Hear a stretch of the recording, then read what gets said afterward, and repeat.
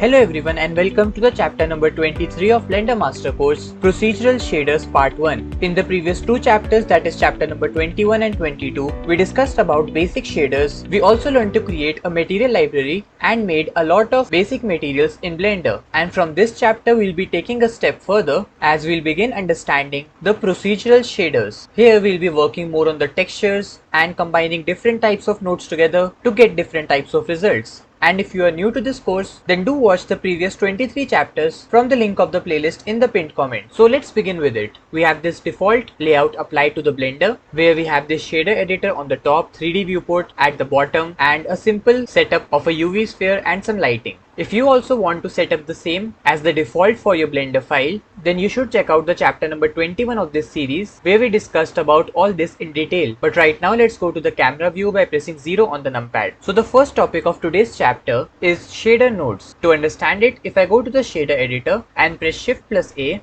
here you will find a category of nodes which is the shader, and within this category there are a lot of shader nodes here, and in this chapter we'll be understanding the functioning of each one in detail. And for this we'll turn on the render view first, and I have enabled the Cycles render engine by default. Now I won't be using this UV sphere right now, so I'll press X to delete it, and let's add the Suzanne or the monkey model. For this press Shift plus A, go to mesh and select the monkey model. Let's move it up in the Z direction by pressing G and then Z, and let's place it here. To give it a better look and to make it realistic, we'll be doing two things. One is to right click and shade smooth, and the other thing is go to the modify properties, click on add modifier and select the generate. From here we'll be applying the subdivision surface modifier. Let's also increase the levels viewport to a higher number like 3, and now it looks perfect. Now to give it some material, I'll go to the shader editor and click on the new button. Here we have the principal BSDF applied to this monkey object. In fact, the principal BSDF is the most commonly used shader node in Blender. Even in the basic shaders chapter, most of the things that we did were related to principal BSDF,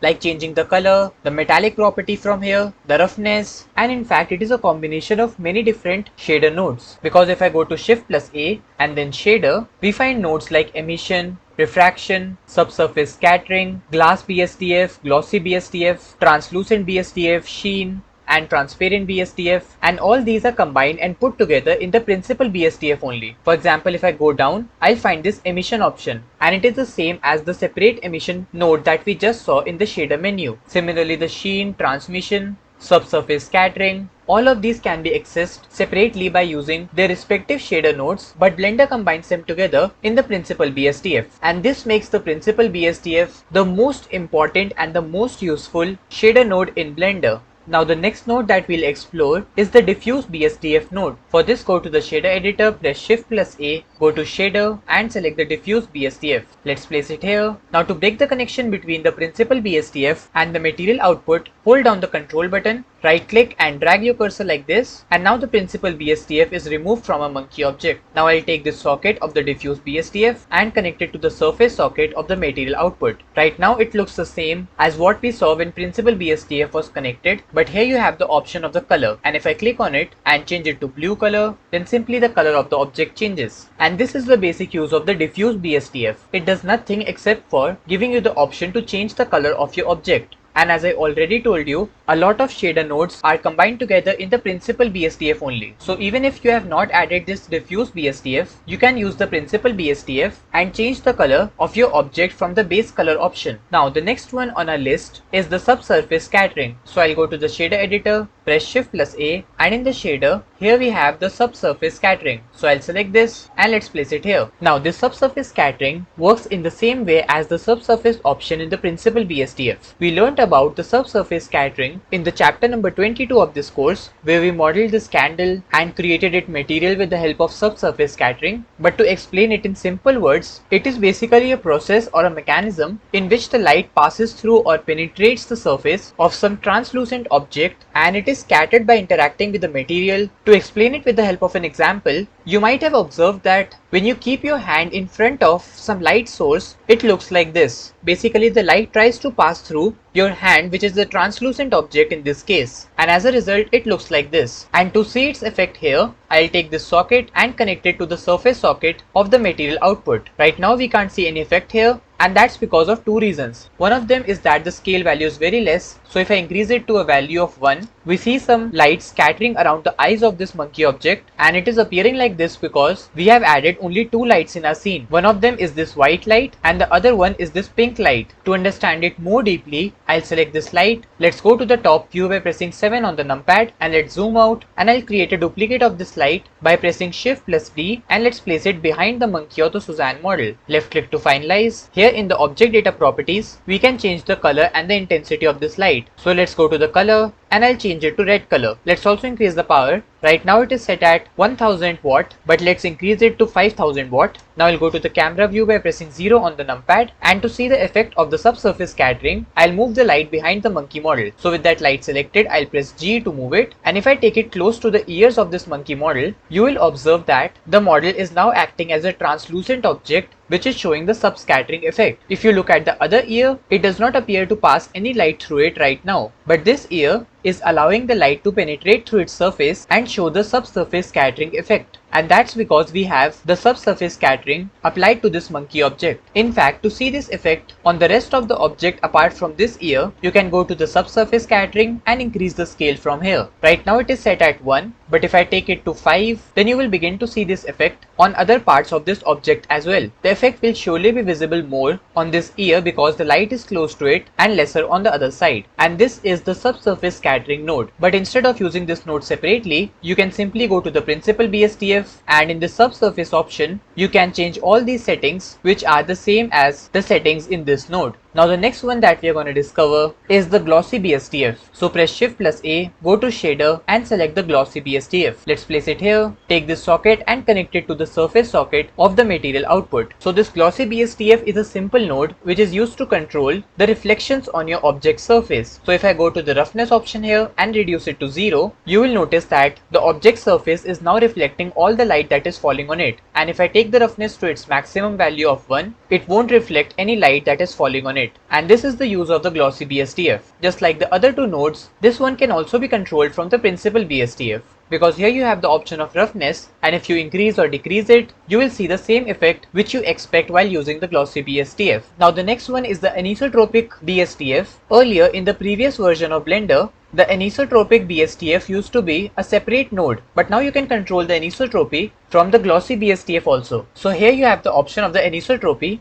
and if I increase it to a higher value like 2 or 3, you will notice some changes here. So this anisotropy basically creates a brushed effect on your object's material. We learnt about this one also in detail in the chapter number 21 of this series, where we created this brushed aluminium material. Let's return back to the camera view by pressing 0 on the numpad. Now before going further, I'll delete the light at the back that we created. So I'll go to the scene collection and select this light.002 and press X to delete it. Then I'll select this monkey model again. And now the next one that we'll discover is the refraction BSDF. So press Shift plus A, go to the shader and select the refraction BSDF. Let's place it here. Take this BSDF socket and connect it to the surface socket of the material output. And now we notice some changes on the material of our monkey model. Now for those of you who don't know what refraction is, it means bending of light in simple words. And if I try to change the view, you will notice that our monkey object has a material which looks similar to a glass. Also in the refraction BSDF, we have some more options. Here you have the roughness option, which is currently set to 0, and that's why it looks like this. But if I increase the roughness to a higher value like 0.4, it looks like this. So whenever you want to create a material whose surface is refracting, you can add the refraction BSDF and change the settings from here. Now moving to the next node, we'll add the translucent BSDF. So press Shift plus A, go to shader and select the translucent BSDF. Let's place it here. Now take the socket and connect it to the surface socket of the material output. And to see the effect properly, we need to reduce the lighting in our scene. So I'll select this lamp, and here in the object properties, let's reduce the power to a lower value like 100 watt. Similarly with this one also, I'll select this, go to the power option and change it to 100 watts. Now I'll go to the camera view to see how the object looks. So this monkey object now has the translucent BSDF applied to it. You must have studied about the difference between transparent and translucent objects in your school. Basically, the transparent objects allow all the light to pass through them. And one example of the transparent objects is glass. Then on the second number, there are translucent objects which allow only some light to pass through them. And an example of the translucent objects is a stained glass. And the third type is opaque objects, which are simply those objects which do not allow any light to pass through them. For example, a wooden table or a wooden chair. So coming back to the translucent BSDF, It makes your object looks translucent. And to explain it in detail how it works, I'll go to the top view by pressing 7 on the numpad, then zoom out, and we'll add some light at the back of the monkey model. So I'll select this light here, press Shift plus B, and move it here. Left click to finalize the position, go to the object data properties, and let's increase the power to a higher value like 1500 watts. Press enter to confirm, then go to the color option and let's change it to blue color. Now let's return back to the camera view by pressing 0 on the numpad, and now if you will look closely on the monkey model, you will notice that this monkey model is allowing some blue light to pass through its surface. Although you won't see the same effect as you would see when the light passes through a glass, but still it is passing light through it because of the translucent BSDF node. And now the next one that we'll see is the emission node. But before that, let's remove the light from the back, go to the scene collection, select this light.002 and press X to delete it. Now to add the emission node, go to the shader editor, press Shift plus A, and in the shader, you will find this emission shader. Select this, place it here. Now take this emission socket and connect it to the surface socket of the material output. And to see some changes, we need to reduce the lighting in our scene. For this, go to the scene collection, and here we have two lights in our scene. We'll hide them for now by clicking on this I button. Similarly with this one also. Also we have added a default HDRI in our scene, and to disable it or reduce its strength, click on this drop down arrow and you can reduce the strength from here. So we'll reduce it to a very low value like 0.1, and now you can see that even with almost no lighting in our scene, this monkey or the Suzanne model is emitting light, which is because of the emission shader. This emission shader allows your object to emit light of any color and any strength. Suppose you want to increase the strength, then you can simply go to the strength option here and increase it to a higher value like 5 or 6, and now the intensity of light has increased. Similarly, if you want to change the color of this light, you can click on this color option, and if I select the yellow color, the color of the light will change to yellow. And now the next one is the transparent BSDF. But before exploring that, let's bring back the lighting in our scene. So I will unhide these two lights. Also I will click on this drop down arrow and increase the strength of the HDRI to its previous value of 1, and now we have enough lighting in our scene. Now to add the transparent BSDF, go to the shader editor, press Shift plus A, and in the shader, you will have this option of transparent BSDF. Let's place it here. Take this BSDF socket and connect it to the surface socket of the material output. The object will disappear. And that's because we have used the transparent BSDF. Now there is one way to see your object here, which is to change the color. So if I click on this color and change the color to blue or any other color, then you will be able to see your monkey or the Suzanne model. Or else there is one more way to view it when it gets transparent. So I will press Ctrl plus Z to undo it, and now it is again transparent. Go to the color option and reduce the brightness with the help of this brightness slider. So if I reduce this slightly, the monkey model again reappears in our scene. So whenever you want to make your object transparent, you can simply add this transparent BSDF and connect it to the material output. And now moving ahead, the next one on our list is the glass BSDF. For this, press Shift plus A, go to shader and select the glass BSDF. Let's place it here. Now I'll take this BSDF socket and connect it to the surface socket of the material output. And now the material of this monkey model changes to glass, and this will simply make your object's material look like a real glass. You can even change the color of this glass from here. So suppose I take it to green color, then it looks like this, and similarly for all the other colors. So whenever you want to create any glass and even apply some color to it, you can use this glass BSDF. And now the next one is the sheen BSDF. So I'll press Shift plus A, go to shader and select the sheen BSDF. Let's place it here. Now I'll take this socket and connect it to the surface socket of the material output. And we see some changes here. One important thing to note here is that in the previous versions of Blender, the sheen BSDF was also known as the velvet BSDF. Now you must have seen a velvet cloth or a velvet material. It is a kind of fabric which gives a very soft feel.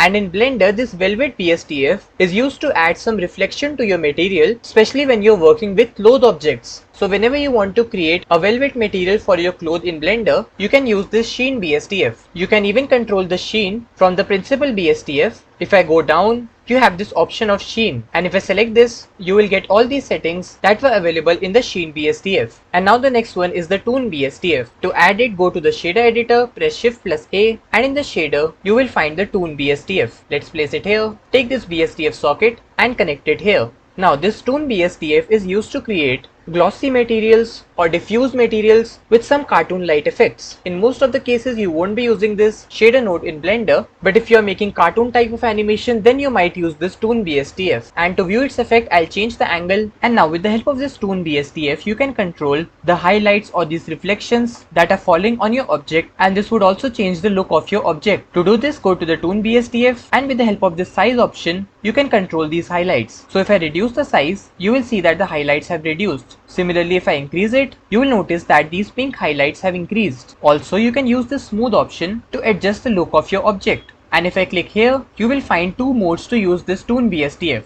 One is the diffuse mode and the other one is the glossy. Now what this glossy mode does is that it will make your object look like a metallic object but with a toon effect. To notice the changes properly, we'll go to the size and reduce it to a much lower value like 0.2 or 0.3, and now you can observe that the material of this monkey model is giving a metallic look, and the reflections or the highlights on its surface due to these lights are very much different from the regular highlights, and all this is due to the Toon BSDF. Now let's return back to the camera view by pressing 0 on the numpad. And now we'll look at some volume shaders in Blender. And we have three volume shaders. The first one is the principal volume, the second one is the volume absorption, and the third one is the volume scatter. To add the first one, which is the principal volume, press Shift plus A, go to the shader and select the principal volume. Let's place it here. Let's also move this material output and place it here. Now to break this node connection of the surface socket, hold down the control button, right click and drag like this. Now take this volume socket and connect it to the volume socket of the material output. And we see some changes here. So the principal volume is basically used to create a smoky or a fog effect like this. Applying this principal BSDF will turn your object into smoke or fog. You can even change the color of this fog from here.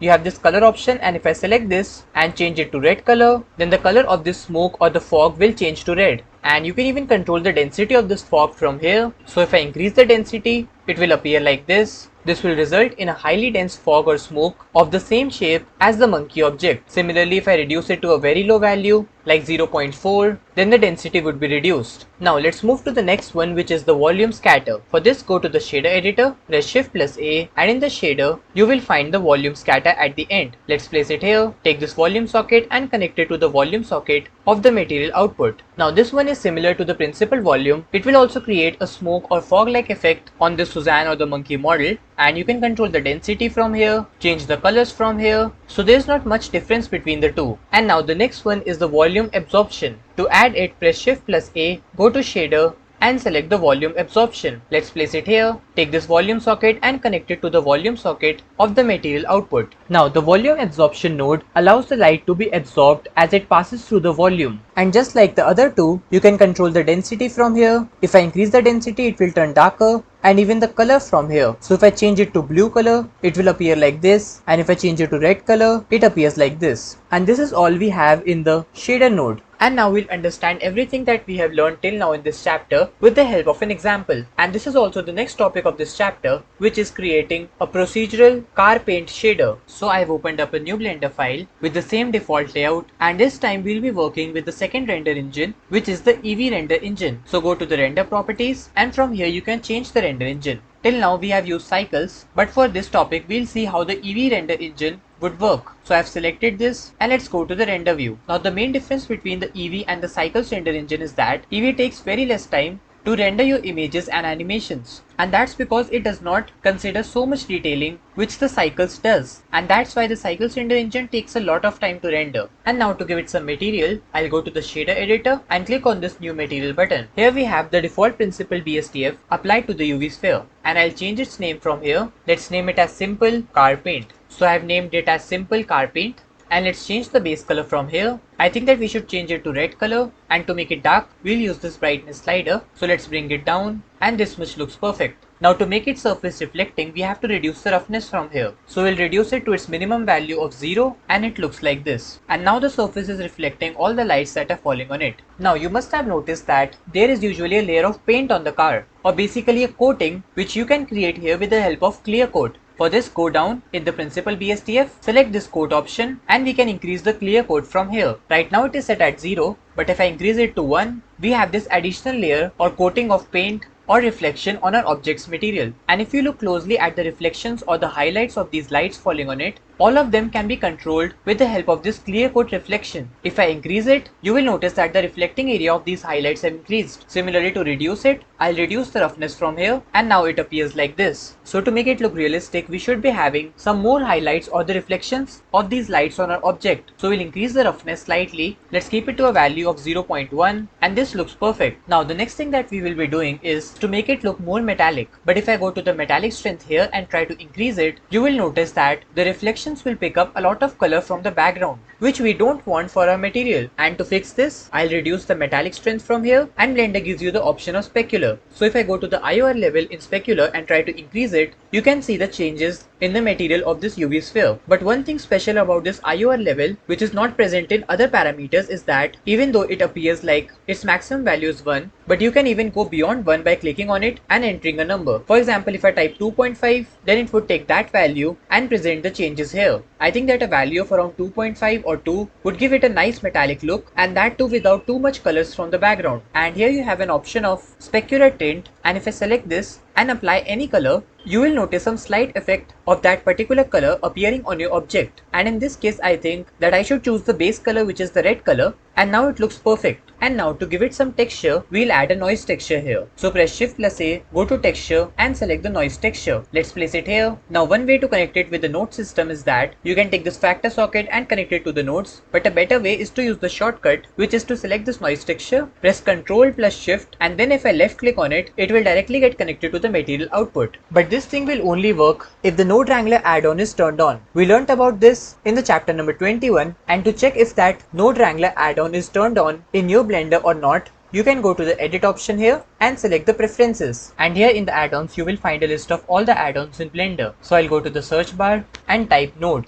And here you will find the Node Wrangler turned on. If it is not turned on, you can check the box here, and then the Node Wrangler add-on will be enabled. So I'll close it now. And now if you notice here, we no longer have the base color that we applied in the principal BSDF. That's because the noise texture directly connected to the material output, and it is no way connected to the principal BSDF. But we'll connect it later on, because right now we'll work on the texture part. So we'll be creating some spots on a material, and to do this we have to increase the scale from here. Let's increase it to a very high number like 200 or 300. And now if I zoom in, it looks like we need to adjust the amount of black color and the way how this texture would look. For this we'll add a color ramp here. So press Shift plus A, go to converter and select the color ramp. Let's place it here, and now it is connected to the noise texture and the material output. To create the spots on our material, click here and change the interpolation to constant. It appears like this because now the colors won't blend with each other because constant is selected. Either it will be black or it will be white based on the position of these pointers. So if I take the second pointer, which is the white, and move it like this, you will begin to see some white spots here. But suppose I want the background to be white and the spots to be black. For this you have to take this pointer and move it close to the black pointer. And now you will begin to notice that the base color now looks white and the spots on it are black colored. To change the size and the look of these spots, you can select the white pointer again and move it like this. If I take it very close to it, you will hardly see any spots on the surface. So I will adjust it like this, and now it looks perfect. To increase the detailing on these spots, you can simply go to the noise texture and change the detailing from here. So if I increase the detailing, it would look like this, and you can even change their looks from the roughness value here. Like if I reduce it, the roughness would reduce, and if I increase it, it would look like this. So you can change these values to arrive at a texture which you think would look the best for your car paint material. I think that this looks perfect, so I'll finalize this one. And now to give some color to this, we have to use the mix color node. For this I'll select these two, let's move them here, and now press Shift plus A, go to color and select the mix color. And if I place it here, it will get connected between the color ramp and the material output. And to see the colors here, you have to take this color socket and instead of connecting it to the color A, connect it to the factor. To break this node connection between the color and the color A, I'll zoom in, hold down the control key, right click and drag like this. Now we'll also be using the principal BSDF because it is carrying the material information like the specular, the roughness and other things. So I'll select this, and if I drop it here, it will directly get connected with the mix and the material output. And for the color part, take the color B and change it to that color that you want as your base material. In this case, we want the red color to be the base material. So I'll take it to red color, and now we have red color as the base material and some gray spots on it. These gray spots are due to the color A, and suppose I want green color on it or maybe blue color, and I can increase the brightness from here. Now you will notice that the base color is red and the color of these spots are blue, which is the color A. Now it's not necessary that you have to select only these colors or the exact scale value or the detail values here. You can try to change these values and get different results each and every time. So try to play with these values, try to create different materials by changing these colors, and you will end up in learning in a much better way.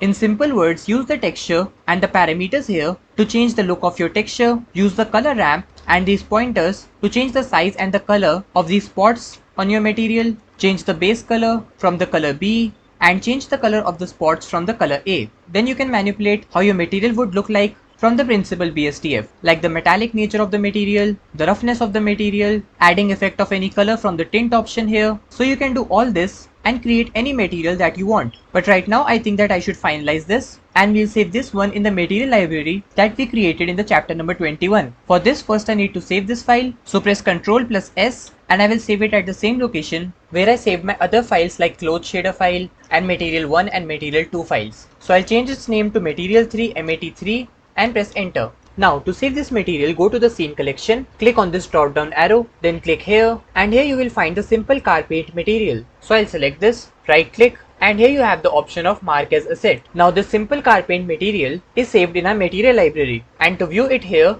click on this icon and go to the asset browser. To view only those materials that we ourselves created, click here and select the user library. Here you will find all those materials that we have created till now, and this one is the simple car paint material. And also this brings us to the end of this chapter. Our next chapter will be the chapter number 24, part 2 of the procedural shaders, where we'll understand about creating a basic desert sand shader. So don't forget to subscribe to our channel, press that notification bell so that you can get timely updates about the upcoming chapters. Thank you for watching and we'll see you in the next one.